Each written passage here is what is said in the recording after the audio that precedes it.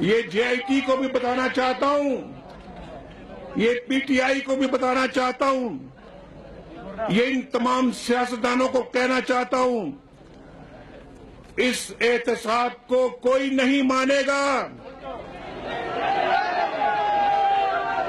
یہ احتساب نہیں، یہ استحصال ہے۔ یہ احتساب نہیں، استحصال ہے۔ میں گارنٹی سے کہتا ہوں اس احتساب کو پاکستان میں کوئی نہیں مانے گا۔ آج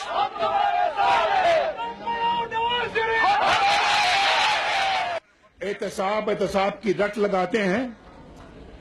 نواز شریف کو نہیں پتا کہ کس چیز کا احتساب ہو رہا ہے۔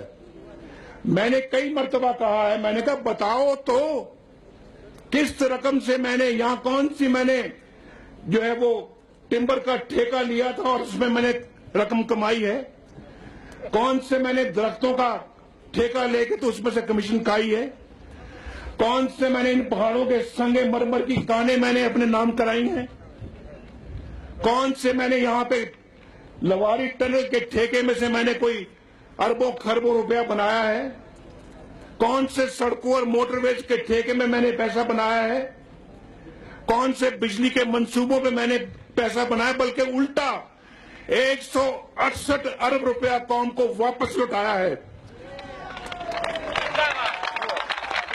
بچت کر کے واپس لوٹایا ہے۔